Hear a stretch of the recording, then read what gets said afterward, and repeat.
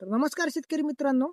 आपल्या सर्व शेतकरी मित्रांच्या हरभऱ्याच्या प्लॉटला 45 ते 50 दिवस कंप्लीट झाले आहेत. या काळामध्ये मित्रांनो दुसरी फवारणी घेणे खूप आवश्यक असते. तर या व्हिडिओमध्ये मी एक तुम्हाला बेस्ट कॉम्बिनेशन सांगणार आहे, ज्यामुळे आपल्या हरभऱ्याच्या प्लॉटवरील फुलांची संख्या देखील वाढेल व मित्रांनो आपल्या हरभऱ्याच्या प्लॉटवरील अळीचे देखील नियंत्रण होईल.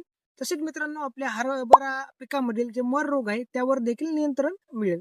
मित्रांनो, या बेस्ट कॉम्बिनेशन मध्ये आपल्याला हरभऱ्यावर सध्या असलेली काळी अळी किंवा भविष्यात येणारे घाटे अळी याच्या नियंत्रणासाठी मित्रांनो आपल्याला इमामॅक्टिन बेंझोएट या अळीनाशकाचा वापर करायचा आहे. मित्रांनो, हे आपल्याला प्रति 20 लिटर पंपाला 10 ग्राम ते 12 ग्राम पर्यंत आपण याचा वापर करू शकतो. तसेच मित्रांनो आपल्याला इमामॅक्टिन बेंझोएट जर अवेलेबल होत नसल्यास आपण कुराजनचा देखील वापर करू शकतो. हे आपल्याला प्रति 20 लिटर पंपाला 10 ml आपण याचा वापर करू शकतो. तसेच मित्रांनो आपल्या प्लॉटची फुलांची संख्या वाढावी. जर फुलांची संख्या वाढली तरच घाटे जास्त प्रमाणात येईल व आपल्याला उत्पन्न चांगलं होईल. त्यासाठी आपल्याला टाटा बार या टॉनिकचा वापर करायचा आहे. हे आपल्याला प्रति 20 लिटर पंपाला 40 ml पर्यंत याचा वापर करायचा आहे. तसेच मित्रांनो आपल्या हरभरा पिकामध्ये मर रोगाचा मोठ्या प्रमाणामध्ये प्रादुर्भाव दिसून येतो, ज्यामुळे आपल्या हरभऱ्याचं उत्पन्न देखील घटतं.